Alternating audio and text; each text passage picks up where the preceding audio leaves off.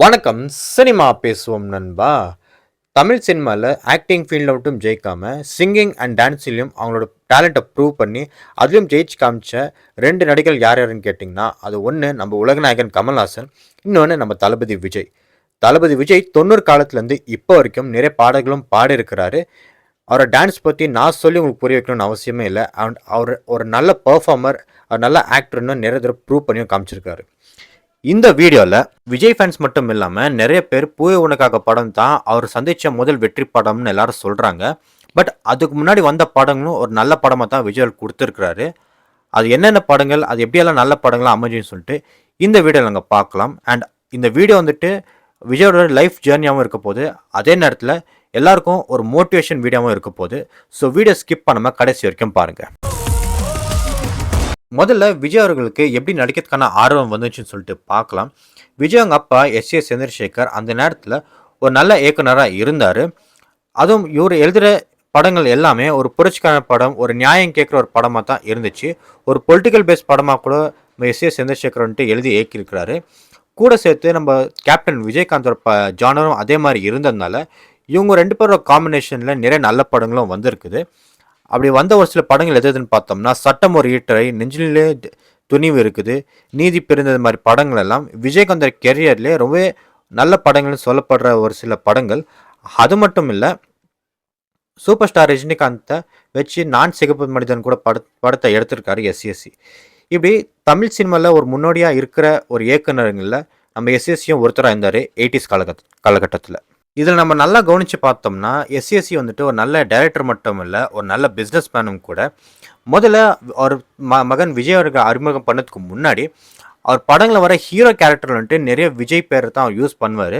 அதில் ஒரு சில உதாரணத்துக்கு நம்ம சொல்லணும்னாக்கா, சட்டம் ஒரு ஈட்டை படத்தை வந்துட்டு எஸ்.ஏ. சந்திரசேகர் தான் எழுதி இயக்கியிருக்குவார். அந்த படத்தில் விஜயகாந்தோட கேரக்டர் நேம் பார்த்தீங்கன்னா விஜய்ன்னு தான் பேர் வச்சுருப்பாங்க.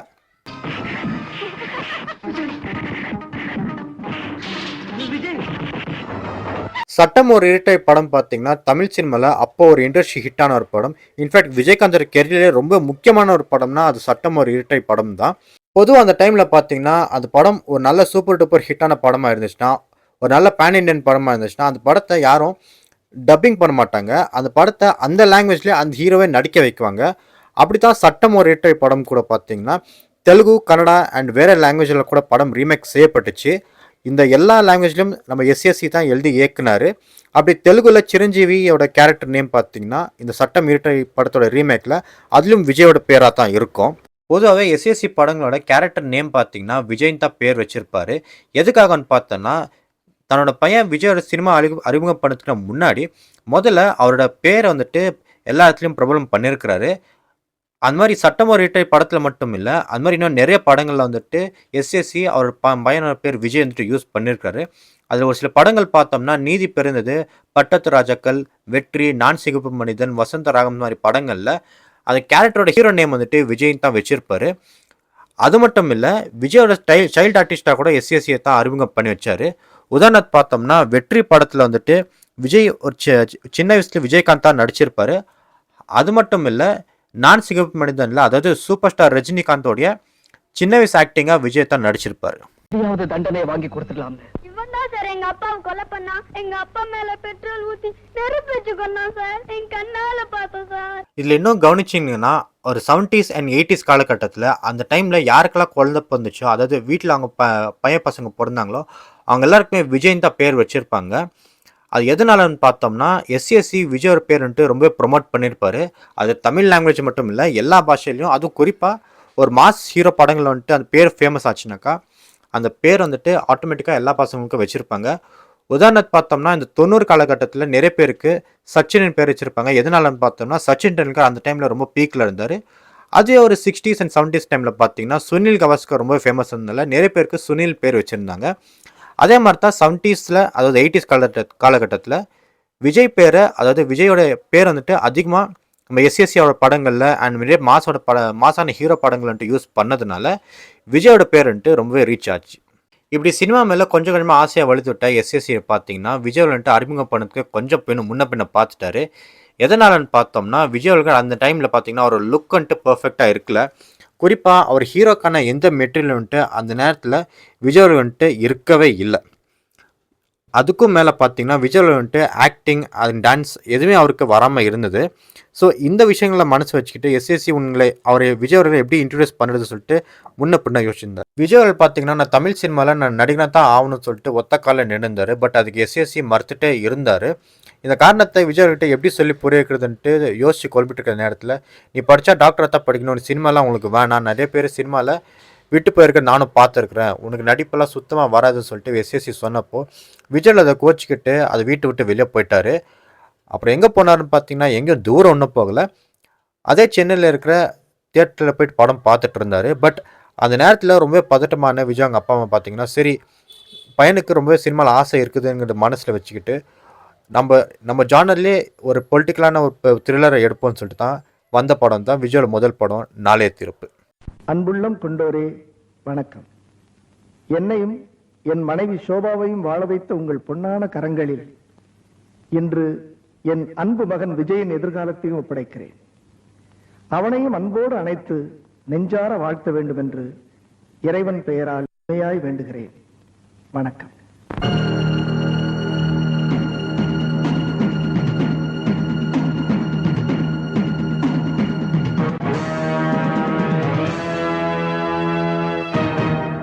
எதனால நாளைய தீர்ப்பு மாதிரி படம் வந்துட்டு எஸ்எஸ்சி வந்துட்டு விஜய் அவர்களுக்கு கொடுத்தாருன்னு பார்த்தீங்கன்னா எஸ்எஸ்சி ஒரு ஜானர் பார்த்தீங்கன்னா ஒரு புரட்சிகரமான படம், அட் த சேம் டைம் ஒரு பொலிட்டிக்கல் கலந்த ஒரு படமாக தான் எஸ்எஸ்சி அந்த டைமில் கொடுத்துட்டு இருந்தார். அதுவே தான் அவரோட ஜானராகவும் இருந்துச்சு. இதே மாதிரி இப்போ ஸ்டைலான படத்தை வந்துட்டு நம்ம விஜய் அவர்களுக்கு நம்ம அறிமுகம் படுத்தலாம்னு சொல்லிட்டு தான் அவர் எழுதி ஏற்கனவே நாளைய தீர்ப்புங்கிற படம்.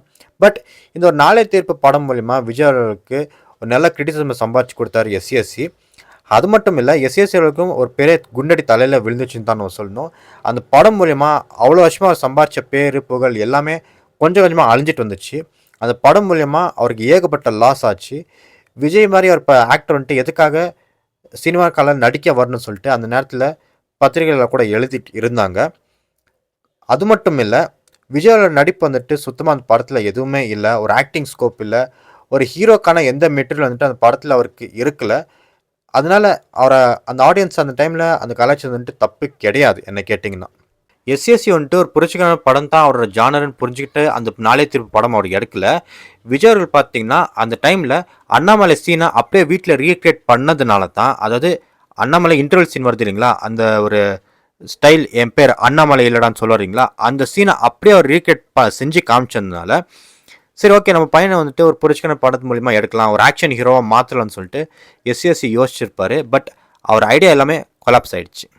அப்போ தான் எஸ்எஸ்சி அவருக்கு ஒரு தெளிவான ஒரு விஷயம் புரியுது. அதாவது நான் விஜயகாந்த் மைண்ட் செட்டில் வச்சு தான் நான் அந்த நாளை தீர்ப்பு படத்தை நான் எடுத்தேன், அது மட்டும் இல்லாமல் இந்த ஒரு ஜானர் தான் என்னோட ஜானர் நினச்சி நான் எழுதேன். பட் இப்போ இருக்கிற ட்ரெண்டில் பார்த்தீங்கன்னா எல்லாருமே ஒரு மசாலா மூவி தான் எடுத்துகிட்டு இருக்காங்க. அண்ட் எல்லாமே அடல்ட் கண்டென்ட் மூவிஸ் எடுக்கிறதுனால தான் யூத் எல்லாம் போய்ட்டு என்ஜாய் பண்ணிட்டு இருக்காங்க. ஸோ நம்ம விஜய் வந்துட்டு ஒரு யங் ஹீரோ மாற்றலாம், ஒரு யூத் ஐக்கானை மாற்றலாம்னு சொல்லிட்டு தான் அவர் ரெண்டாவது படத்தில் வந்துட்டு விஜயகாந்தை ஹீரோ போடுறாரு. அண்ட் விஜய் அவர்கள் பார்த்தீங்கன்னா விஜயகாந்தோட தம்பியாக நடிக்க வைக்கிறார், அதாவது விஜய் வந்துட்டு ஒரு செகண்ட் ஹீரோவாக நடிக்க வைக்கிறாரு. அதுக்கப்புறம் விஜயோட படங்கள் பார்த்தீங்கன்னா தேவா, ரசிகன், விஷ்ணு, ராஜாவின் பார்வையில் படங்கள் எல்லாமே ஒரு நல்ல ஹிட்டான படமாக தான் இருந்துச்சு. குறிப்பாக ப்ரொடியூசர்ஸ் எல்லாருமே எஸ்எஸ்சி அண்ட் விஜய் கூட ஒர்க் பண்ண ரொம்ப ஆசைப்பட்டாங்க. எதனாலன்னு பார்த்தோம்னா எஸ்எஸ்சி முதலே டிசிப்ளினை ஃபாலோ பண்ணுறாரு, டைம் சரியாக ஷூட்டிங்கெல்லாம் முடிச்சு கொடுக்குறாரு. அதுவும் இல்லாமல் அதிகமான செலவு எதுவும் வைக்காமல் சொன்ன டைமுக்கு ஷூட்டிங்கை முடிச்சு கொடுக்குறாரு. அதே பிரின்சிபலை தான் நம்ம தளபதி விஜயும் அந்த டைமில் ஃபாலோ பண்ணிட்டு இருந்தார். அதுவும் இப்போ கூட ரொம்ப பங்க்சுவலாக ஷூட்டிங் ஸ்பாட்டுக்கெல்லாம் விஜய்க்கு வரதுக்கான காரணம் என்ன பார்த்தீங்கன்னா விஜயோட அப்பாவை தான். பட் இப்படியெல்லாம் இருக்கிறதுனால ப்ரொடியூசர்ஸ் ரொம்ப சந்தோஷப்பட்டாங்க அண்ட் நல்ல லாபமும் ப்ரொடியூசர்ஸ்க்கு வந்தது. இதனாலே எஸ்எஸ்சி அண்ட் விஜயோட காம்பினேஷன் வந்துட்டு ப்ரொடியூசர்ஸ் எல்லாமே விருப்பப்பட்டுட்டு இருந்தாங்க. பட் ப்ரொடியூசர்ஸ்க்கு எல்லாமே ஒரு நல்ல இருந்தாலும் கூட ஜென்ரல் ஆடியன்ஸ், அதாவது ஃபேமிலி ஆடியன்ஸ் ஆகட்டும் இல்லை ஜென்ரல் ஆடியன்ஸ் ஆகட்டும், விஜய் அண்ட் எஸ்எஸ்சி காம்பினேஷன் கொஞ்சம் கூட பிடிக்கல. அது எதனாலன்னு பார்த்தோம்னா எஸ்எஸ்சி வந்துட்டு விஜய் வந்துட்டு ஒரு யூத் ஐக்கானா, ஒரு யூத் எல்லாமே ஒரு ஹீரோவாக செய்ய வைக்கணும், ஒரு ஹீரோவாக மெட்டீரியலாக இருக்கணுங்கிறதுக்காக வெறும் அடல்ட் கண்டென்ட்ஸ் மட்டுமா தான் படங்கள் எடுத்துகிட்டு இருந்தார். அதாவது பிலோ 18 இயர்ஸ் யாருமே அந்த படம் பார்க்கக்கூட மாட்டாங்க. பொதுவாகவே அந்த காலகட்டத்தில் பார்த்தீங்கன்னா விஜய் படங்கள் பார்க்க போனால ஏன்டா பிட்டு படம் பார்க்க போகிறேன்னு தான் சொல்லுவாங்க. My darling, கண்ணத்தை கிள்ளி நான் உன்னை காதலிக்கிறேன்னு சொல்றது ஓல்ட் ஃபேஷன். ஆஹா கால் விரல கிள்ளி ஐ லவ் யூன்னு சொல்றது மாடர்ன். அதுவும் தண்ணி கடியில. எப்படி புரியுதா? புரியுது புரியுது நல்லாவே புரியுது. அலம்பு தினம் இங்கதான் குளிக்க வர்றதா? அதுக்கு ஒரு பெஸ்ட் எக்ஸாம்பிள்னா ரசிகன் படத்தில் எஸ்எஸ்சி நான் இப்போ ஒரு ரொமான்டிக் சீன் எழுத போகிறேன் பாருங்கன்னு சொல்லிட்டு சங்கவியோட முதுகில் சோப்பை விஜய் தடி விடுற மாதிரி ஒரு சீன் இருக்கும். ஆக்சுவலி இந்த சீன் வந்துட்டு ரொமான்டிக் சீனாக எழுதானா இல்லை ஒரு வக்கரத்தோட சீனாக எழுதாரான்னு தெரியல. ஏன்னா அதுக்கு அடுத்த சீன்லேயே பார்த்தீங்கன்னா சங்கவியோட அம்மாவோட முதுகில் விஜயை தான் சோப் தடி விடுற மாதிரி சீன் இருக்கும். இந்த சீன் எல்லாமே வக்கரத்தோட உச்சக்கட்டம் தான் நம்ம எல்லாரையும் சொல்லி ஆகணும். இந்த மாதிரி படங்கள் எல்லாம் ஏன் எஸ்எஸ்சி எடுக்கிறாரு, எப்பவும் ஒரு புரட்சிகரமான படங்களை எழுதி இயக்குற எஸ்எஸ்சி வந்துட்டு ஏன் இப்படி ஒரு பிட்டு படத்தோட இயக்குனராக மாறிட்டாரு? சொல்ல போனாக்கா விஜய் அண்ட் எஸ்எஸ்சி ரெண்டு பேரும் சேர்ந்து சங்கவி கூட நல்லா ஜாலியாக இருக்கிறாங்க போல. ஷூட்டிங் ஸ்பாட்டில் மட்டும் இல்லை, இப்படி வீட்டில் கூட ரொம்ப ஜாலியாக இருக்கிறாங்கன்னு சொல்லிட்டு அந்த நேரத்தில் ரொம்ப கிசுகிசுக்கப்பட்டார் விஜய் அண்ட் எஸ்எஸ்சி.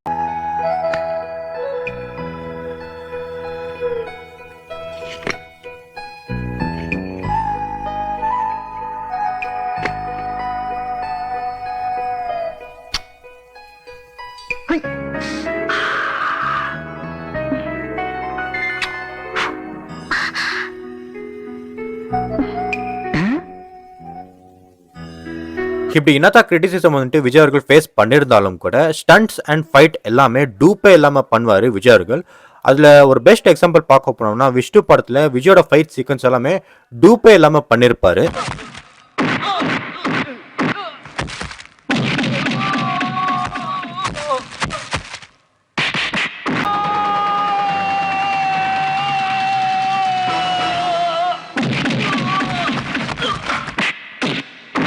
இப்படி ஏதோ ஃபைட் சீக்வன்ஸில் மட்டுமே விஜய் அவர்கள்ட்டு மெனக்கெடல, கூட சேர்த்து டான்ஸும் நல்லா ஆடுவார். டான்ஸ் ஒரு பர்ஃபெக்ட் டான்ஸராக மாதிரி ஆடலைனாக்கா கூட டான்ஸ் நல்லா ஒரு வேகமாக கூட ஆடுவார். பட் என்னதான் இருந்தாலும் கூட அந்த டைமில் ஒரு நல்ல நடிகராக வரணுன்ட்டு அவர் மனசுக்குள்ள ஒரு வெறி இருந்துகிட்டே தான் இருந்துச்சு. இப்படி ஒரு டான்ஸ் மட்டும் இல்லை, ஃபைட் ஸ்டன்ட்ஸ் மட்டும் அவரே சொந்தமாக பண்ணுறது கூட மட்டும் இல்லாமல் கூட சேர்த்து நல்லாவும் பாடுவாரும் கூட விஜய் அவர்கள். லியோ படத்தில் நான் ரெடி பாட்டை ஃபர்ஸ்ட் சிங்கிளாக விட்டப்போ இந்த பாடலை பாடுவர் உங்கள் விஜய்ன்னு போட்டிருப்பாங்க. ஆக்சுவலாக விஜய் முதல்ல ரசிகன் படத்தில் ஒரு கானா பாட்டை தென்னிசை தென்றல் தேவா விஜயை விருப்பமே இல்லைனாக்க கூட பாட வச்சிருப்பாரு. அந்த பாட்டோட ஸ்டார்டிங்கில் பார்த்தீங்கன்னா இந்த பாடலை பாடுவர் உங்கள் விஜய்ன்னு போட்டிருப்பாங்க.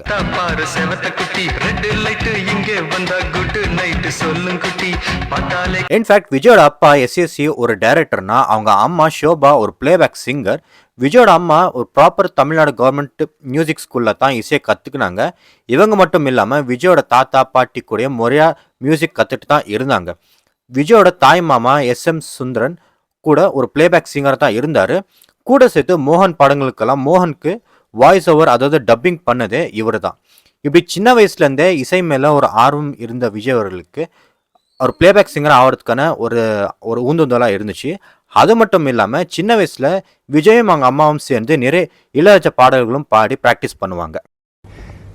இஞ்சிடு பழகா மஞ்சச்சேவ பழகா கள்ள சீரி பழகா மறக்க மனம் கூடுதில்லையே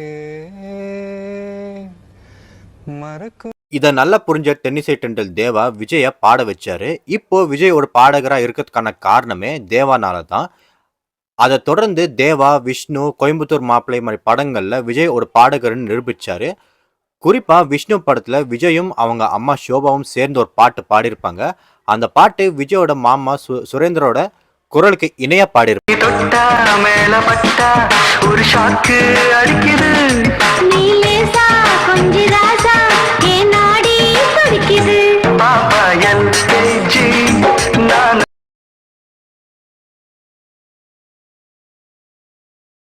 அதே மாதிரி டான்ஸ்லையும் விஜய் இப்போ ஆடுற மாதிரி பர்ஃபெக்ஷனாக ஆடலைனாக்கா கூட விஜய் நம்ம மக்கள் மத்தியில் ஒரு நல்ல படங்கள் கொடுக்கணும்னு ஆசையில் இருந்தார். அந்த ஒரு வேகம் தான் விஜய் அவர்கள் ஆரம்ப காலத்துலேருந்தே இருந்தது. இந்த ஒரு வேகம் இருக்கிறதுனால தான் விஜய் அவர்கள் வந்துட்டு பூவே உனக்காக படம் வந்துட்டு கிடைச்சது. ஆக்சுவலாக விஜயை நம்பி ரொம்பவே ரிஸ்க் எடுத்தார் படத்தோட இயக்குனர் விக்ரமன். இந்த படத்தோட ஸ்டோரியை இப்போ ஒரு கிரிஞ்சுன்னு எல்லாரும் சொல்லலாம். பட் அப்போ ரொம்பவே சென்டிமெண்ட்டாக இந்த படத்தை பார்த்த ஆடியன்ஸு ஸ்டோரியை மட்டும் பிடிக்கல, விஜயோட ஆக்டிங்கை ரொம்பவே பிடிச்சிருந்தது. பூவே உனக்காக படத்துலேருந்து தான் விஜய் ஃபேமிலி ஆடியன்ஸை இம்ப்ரெஸ் பண்ணார். அடல்ட்ஸ் மட்டும் இல்லாமல் குடும்பமாக சேர்ந்து குடும்பங்களாக கொண்டாடுற ஒரு படமாக பூவே உனக்காக படம் வந்துட்டு விஜய் அவருக்கு அமைஞ்சது. இன்ஃபேக்ட் விஜயே குடும்பங்களோட சேர்ந்து போயிட்டு படங்கள் பார்க்கலாம், அவரோட படங்கள் பார்த்தா எந்த ஒரு தப்பு இல்லைன்னு ஃபேமிலி ஆடியன்ஸ்க்கு அப்போ தான் ஒரு நம்பிக்கை வந்துச்சு. அது மட்டும் இல்லை, பூவே உனக்காக படத்தில் வந்த எல்லா பாட்டுமே சூப்பர் டூப்பர் ஹிட் ஆச்சு. முக்கியமாக கிளைமேக்ஸில் வர அந்த மேரேஜ் சாங், அதாவது ஆனந்தம் பாடும் பாட்டு பார்த்தீங்கன்னா எல்லாரோட மனசையும் தொட்டுச்சு. மனமாசையின் ஊஞ்சலில் ஆடும் ஆயிரம் ஆயிரம் காலம் இந்த ஞாபகம் பூமழை தூவும் காற்றினில் சாரல் போல பாடுவேன். விஜய் அவர் பார்த்தீங்கன்னா கிளைமேக்ஸில் ஃபேமிலி ஆடியன்ஸை ஜஸ்ட் ஒரு சிங்கிள் சீன்லேயே கிளைமேக்ஸில் அவரோட பெர்ஃபார்மன்ஸ் மூலியமாக கவர் பண்ணியிருப்பார். வேற கல்யாணம் பண்ணிட்டு வாழ்ந்துட்டு இருக்காங்களே, அவங்க ஒவ்வொருத்தர் நெஞ்சையும் தொட்டு சொல்லுங்க பார்க்கலாம். என் மனசுல அந்த பழைய காதல் இல்ல, எல்லாத்தையும் மறந்துட்டு வாழ்ந்துட்டு இருக்கேன்னு நிச்சயம் முடியாதுங்க. நிறைய விஜய் ஃபேன்ஸ் பார்த்தீங்கன்னா பூவே உனக்காக படத்துக்கு அப்புறமா விஜய்க்கு நல்ல படங்களாக அமைஞ்சதுன்னு சொல்கிறாங்க. பட் பூவே உனக்காக படத்துக்கு முன்னாடி வந்த படங்கள் எல்லாமே சூப்பர் டூப்பர் ஹிட் ஆச்சு. ஆனால் பூவே உனக்காக படத்துக்கு அப்புறமா வந்த செல்வா, காலமெல்லாம் காத்திருப்பேன், மாண்புமிகு மாணவன், வசந்த வாசல் படங்கள் எல்லாமே ஃப்ளாப்பு தான். பூவே உனக்காக படத்தில் விஜயோட ஹேர் ஸ்டைல் ஓ பியாரி பானிபூரி பாட் மட்டும் டிஃப்ரெண்ட்டாக இருக்கும். எதனால் பார்த்தோம்னா அவரோட அடுத்த படத்தில் ஒரு நார்மல் ஹேர் ஸ்டைலில் தான் இருப்பார், அதாவது மாண்புமிகு மாணவன்ல தான் அவர் வருவார். பட் அந்த டைமில் மோஸ்ட்லி இந்த பாட்டை ஷூட் பண்ணி முடிக்கலையோ என்னமோ தெரியல, அதனால தான் இந்த பாட்டில் மட்டும் ஒரு ஹேர் ஸ்டைல் டிஃப்ரெண்ட்டாக இருந்துச்சு.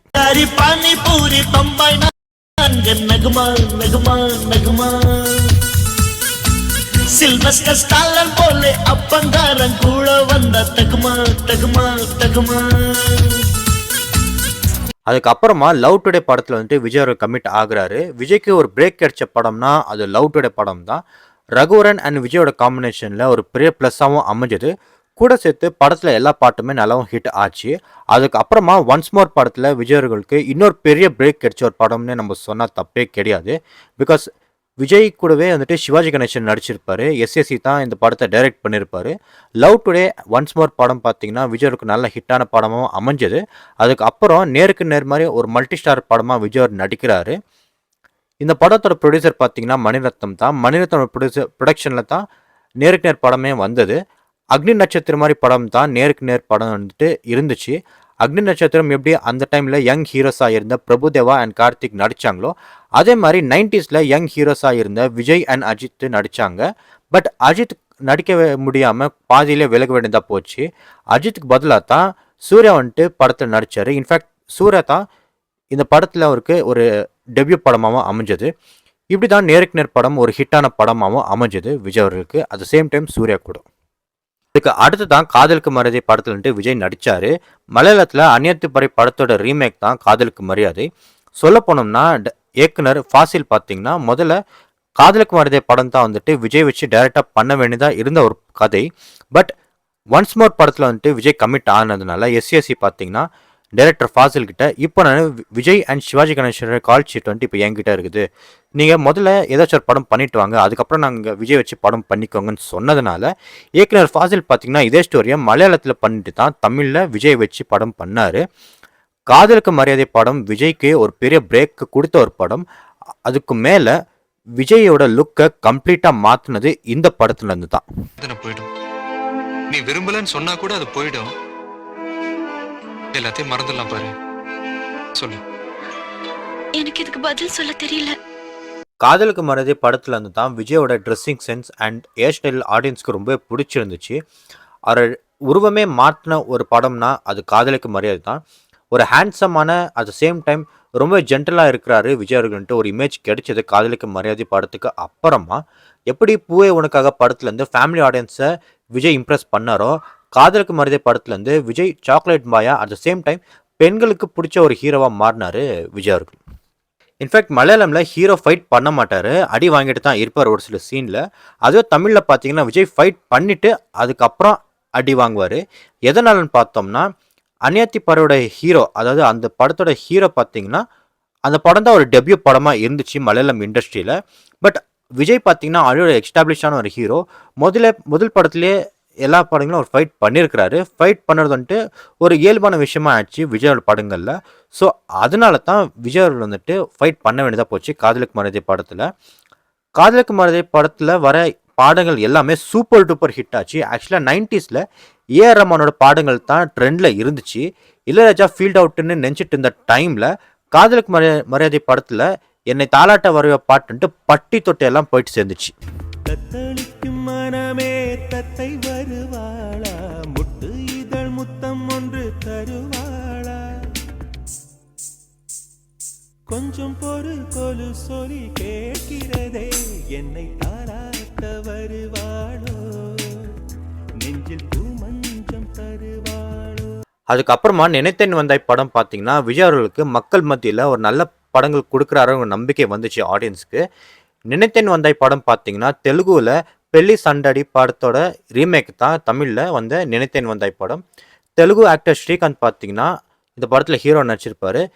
ஸ்ரீகாந்த் ஒருவேளை உங்களுக்கு யாருக்கு தெரியாதுன்னு பார்த்தீங்கன்னா வாரிசு படத்தில் விஜயோட பெரிய அண்ணாவாக நடிச்சிருப்பாருல்ல, அவர் தான் இந்த படத்தில் ஹீரோவாக நடிச்சிருப்பாரு.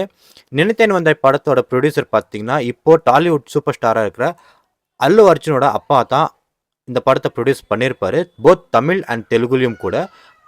எப்படி காதலுக்கு மரியாதை படத்தில் எல்லா பாட்டும் சூப்பர் டூப்பர் ஹிட் ஆச்சோ அதே மாதிரி நினைத்தேன் வந்தாய் படத்தோட பாடல்கள் எல்லாமே சூப்பர் டூப்பர் ஹிட் ஆச்சு. என்னவளே என்னவளே எங்கிருந்தாய் நீதான், கனவினிலே கனவினிலே காக்க வைத்தாய் நீதான். இப்படி வரும் மென்மையான கேரக்டர் மட்டுமே விஜய் அவர்கள் நடிச்சிருந்தாலும் கூட ஒரு கட்டத்து மேலே அது அவருக்கும் சலிச்சு போச்சுன்னு நினைக்கிறேன். கூட சேர்த்து ஆடியன்ஸும் விஜய் பார்த்தீங்கன்னா ஒரே மாதிரி படங்கள் தான் நடிக்கிறாரு, சாஃப்டான கேரக்டர், கூட சேர்த்து சாக்லேட் பாயை மட்டும் தான் நடிக்கிறாருன்னு ஒரு கிரிட்டிசிசம் வந்தாலும் கூட அதுக்கு அடுத்த படமே பிரியமுடன் படத்தில் பார்த்தீங்கன்னா ஒரு ஹாண்டி ஹீரோவாக நடிச்சிருப்பாரு. என்னால் வெறும் ஆக்ஷன் மட்டும் இல்லை, காமெடி மட்டும் இல்லை, ஃபைட் மட்டும் இல்லை, கூட சேர்த்து ரொமான்ஸ் மட்டும் இல்லை, என்னால் வில்லனிசம் பண்ண முடியும்னு நிரூபித்து காமிச்ச ஒரு படம் தான் பிரியமுடன். ஆமாம், அது என்னமோ தெரிலடா, நான் ஆசைப்பட்ட பொருள் எனக்கு கிடைக்கணும், கிடைக்கலன்னா போலாமா.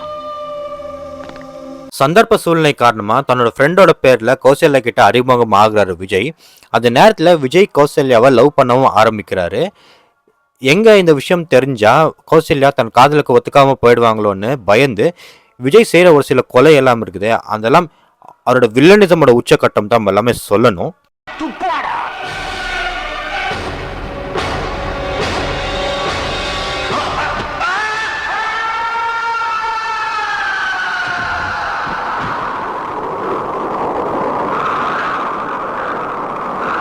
பிரியமுடன் படத்தோட ஷூட்டிங் டைமில் பார்த்தீங்கன்னா அந்த டைமில் ஏற்பட்ட ஒரு விபத்துனால விஜய் அவர்கள் வந்துட்டு ஒரு ஹெவி வெயிட்ஸ் அவரால் எதுவும் தூக்க முடியாமல் போச்சு.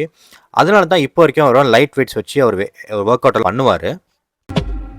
ஒரு ஆர்டிஸ்ட்டுக்கு ரொம்ப முக்கியம் வந்து அவருடைய ஃபிசிக் தாங்க. அதனால் டெய்லி இல்லைனா கூட ஷூட்டிங் இல்லாத டேஸ் இந்த மாதிரி ஃப்ரீயாக இருக்கும்போது லைட்டாக இந்த மாதிரி எக்ஸசைஸ் பண்ணிக்கிறது. எனக்கு வந்து இந்த பிரியமுடன் படம் பண்ணும்போது ஒரு ஸ்லிப் டிஸ்க் ப்ராப்ளம் ஒன்று வந்தது. அதனால வந்து அதுக்கு முன்னாடி வரைக்கும் இந்த ஹெவி வெயிட்ஸ், இந்த ராடு தூக்குறது அதெல்லாம் பண்ணிட்டு இருந்தேன். அப்புறமா தான் டாக்டர்ஸ் அட்வைஸே வந்து ஹெவி வெயிட்ஸ் தூக்கக்கூடாது, அதனால லைட்டாக இந்த மாதிரி டம்பிள்ஸ் வச்சுக்கிட்டு அப்படியே பண்ணிக்கிறது. அதுக்கும் மேலே பிரியமுடன் படத்தை பார்த்த அஜித் விஜயோட பர்ஃபார்மன்ஸை ரொம்ப பிடிச்சி போனதுனால விஜயருக்கு ஃபோன் பண்ணி பாராட்டினார் அஜித். அடுத்த படம் பார்த்தீங்கன்னா நிலாவே வா படம் வந்துட்டு விஜயருக்கு ஒரு தோல்வி படமாக அமைஞ்சது. அதுக்கு அடுத்த வந்த படம் தான் துல்லாத மனம் துள்ளும். விஜய் அவரோட கெரியர்லேயே ரொம்பவே சூப்பர் டூப்பர் ஹிட்டான படம்னா அது துல்லாத மனம் துள்ளும் தான். இந்த ஒரு கட்டத்தில் தான் விஜயோட ஃபேமிலியோட இன்சென்ட்டு இன்னும் டபுள் ஆனாங்க நம்ம சொல்லணும். குறிப்பாக விஜயோட பர்ஃபார்மன்ஸ் வந்துட்டு இந்த படத்தில் ஒரு உச்சக்கட்டமை தொற்றுப்பாருன்னு நம்ம சொல்லணும். எப்படி பிரியமுடன் படத்தில் ஒரு வில்லனிசம் காமிச்சாரோ அந்த மாதிரி துல்லாத மனம் துள்ளும் படத்தில் பார்த்தீங்கன்னா நான் ஒரு பர்ஃபார்மரும் கூட சொல்லிட்டு நிரூபிச்சு காமிச்சாரு. அதாவது சிங்கர், டான்சர், ஃபைட்டர் இதெல்லாம் தாண்டி ஒரு ஆக்டரும் கூட விஜய் வந்துட்டு இந்த படத்தில் மறுபடியும் நிரூபிச்சு காமிச்சாரு.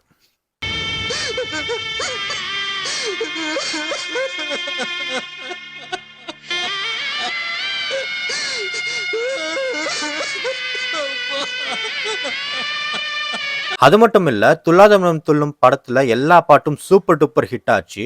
ரொம்பவே முக்கியமாக கிளைமேக்ஸில் விஜய் அண்ட் சிம்ரன் பார்த்தீங்கன்னா போட்டி போட்டு நடிச்சிருப்பாங்க. எப்போல்லாம் சன் டிவியில் துல்லாத மனம் துள்ளும் படத்தை டெலிகாஸ்ட் பண்ணுறாங்களோ ஃபேமிலியோட உக்காந்து பார்க்க வேண்டிய படம் வந்துட்டு 90s கிட்ஸ்க்கு அது மஸ்ட் அண்ட் ஷுட்டாக இருக்குது இப்போ வரைக்கும். விஜய் வந்துட்டு இப்போ வரைக்கும் கேரளாவில் ஒரு ஃபேன் பேஸு அதிகமாக இருக்கிறதுக்கான காரணம் பார்த்தீங்கன்னா, அது துல்லாதவனம் துள்ளும் படத்துலேருந்து தான். பிகாஸ் துல்லாதவனம் துள்ளும் படம் வந்துட்டு கேரளாவில் அதிகமான நாட்கள் வந்துட்டு ஓடி இருக்குது. அதிகமாக தேட்டரிலும் டெலிகாஸ்ட் பண்ணியிருக்கிறாங்க.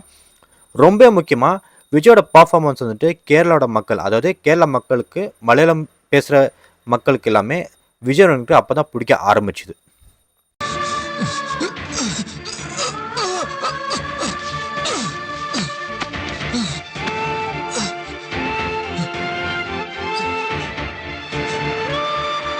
அப்போது தினத்தந்தி நியூஸ் பேப்பர் ஆர்டிக்கலை பார்த்தீங்கன்னா, துல்லாதவனம் துள்ளும் படத்தோட ஆட் போஸ்டராக போட்டு விஜயின் மகுடத்தில் மீண்டும் ஒரு வைரக்கல்னு போட்டிருந்தாங்க. அதாவது நிலாவே வா படத்துக்கு அப்புறமா ஒரு கம்பேக்காக தான் இருந்துச்சு. ஃபேமிலி ஆடியன்ஸை மறுபடியும் தான் வழிக்கு போட்டுக்கினாரு விஜய் அவர்கள். இது ஃபேமிலி ஆடியன்ஸை நல்லாவே கவர் பண்ண விஜய் அவர்கள் பார்த்தீங்கன்னா, துல்லாதவனம் துள்ளும் படத்தில் வந்துட்டு ஃபேமிலி ஆடியன்ஸை கவர் பண்ணதுனால ஃபேமிலி ஆடியன்ஸ் மனசில் நின்றாருன்னு தான் நம்ம சொல்லணும். அந்த பொருள் வாழ்வில் நிலைப்பதில்லை, தேடி தேடி கண்ட பொருள் எளிதில் தொலைவதில்லை, இசை பாட்டும் காற்றும் சேர்ந்த பின்பு பிரிவதில்லை. பூவே உனக்காக படத்துலேருந்து துல்லாதவனம் துள்ளும் படம் வரைக்கும் இருந்த விஜயோட கெரியர், விஜய் சூஸ் பண்ண படங்கள் அண்ட் இது வரைக்கும் செஞ்ச விஜயோட ட்ராவல் பார்த்தீங்கன்னா, விஜய் இப்போ ஒரு பெரிய ஸ்டாராக ஆகிறதுக்கான ஒரு முக்கியமான காரணம்னு நம்ம சொல்கிறோம். ஒருவேளை விஜய் வந்து நான் ஒரு ஆக்ஷன் படமாக பண்ண போகிறேன், இல்லை ஒரு மாஸ் எலிமெண்ட் படம் ஒன்று பண்ண போகிறேன்னு சூஸ் பண்ணியிருந்தாருன்னா விஜய் கண்டிப்பாக ஃபீல்ட் அவுட் ஆயிருப்பார். எல்லா லவ் ஸ்டோரிஸ் படமாக இருந்தாலும் கூட கொஞ்சம் தான் ஃபைட் சீக்வன்ஸ் இருக்கும். அண்ட் இந்த டைமில் தான் அவர் எடுத்த ஒரு ரிஸ்கான படம்னா அது பிரியமுடன் படம் தான். பட் என்னத்தான் இருந்தாலும் விஜய் முதல்ல ஒரு ஃபேமிலி ஆடியன்ஸை இம்ப்ரெஸ் பண்ணார். ரொம்பவே முக்கியமாக படங்களில் ரொம்பவே நல்லா அமைஞ்சது. அதுக்கும் மேலே பார்த்தீங்கன்னா பாடல்கள் அவருக்கு ரொம்பவே நல்லா அமைஞ்சது. இன்ஃபேக்ட் அவர் ஆரம்ப காலத்தில் படங்கள் சிறப்பாக போலனாக்க கூட அவரோட பாடல்கள் பார்த்தீங்கன்னா பட்டி தொட்டிலாம் கொண்டு போயிட்டு சேர்ந்த ஒரு பாடல்களாக அவருக்கு வந்து அமைஞ்சது. எப்படி ஒரு பில்டிங் கட்டும் போது ஒரு பேஸ்மெண்ட் ரொம்ப முக்கியமான ஒரு அடித்தளமாக இருக்குமோ, அதே மாதிரி தான் விஜயோட ஆரம்ப காலத்தில் அவரோட பேஸ்மெண்ட், அதாவது அவர் ஆரம்ப காலத்தில் வந்துட்டு ரொம்பவே நல்லா செதுக்கினார். ஆக்சுவலாக விஜய்களுக்கு சினிமாவில் வந்த புதுசில் பார்த்தீங்கன்னா ஒரு ஆக்ஷன் ஹீரோவாக ஆகணும் தான் அவருக்கு ஒரு ஆசையே இருந்துச்சு. நான் அப்பயே சொன்ன மாதிரி விஜய் அண்ணாமலை இன்டர்வல் சீனை வீட்டில் ஆக்ட் பண்ணி காமிச்சதுனாலே நமக்கு தெரிஞ்சிருக்கணும். விஜய் ஒரு ஆக்ஷன் படத்தில் வந்துட்டு நடிக்க ஆசைப்பட்டார். ஆக்ஷன் ஹீரோ தான் அவர் வளம் வர போகிறாருன்னு நம்ம அப்பயே புரிஞ்சிக்க வேண்டிய ஒரு விஷயமாகவும் இருந்துச்சு. பட் முதல்ல ஆக்ஷன் படமாக நடித்த நாளே தீர்ப்பு படம் வந்துட்டு ஒரு தோல்வி படமாக அமைஞ்சிருந்தால முதல்ல நம்ம ஃபேமிலி ஆடியன்ஸை ஒரு கவர் பண்ணுற மாதிரி ஒரு லவ் போர்ஷன்ஸில் அட் த சேம் டைம் ரொம்ப மென்மையான படத்துலையும் நடிச்சிருந்தார் விஜய் அவர்கள். இந்த ஒரு டைம் பீரியடில் பார்த்தீங்கன்னா விஜய் அவர்கள் வந்துட்டு நான் ஒரு ஆக்ஷன் ஹீரோவாக நடிக்க போகிறேன், ஒரு ஆக்ஷன் படங்களாக சூஸ் பண்ணி நான் ஆக்ட் பண்ண போகிறேன்ட்டு ஒரு முடிவை எடுக்கிறாரு.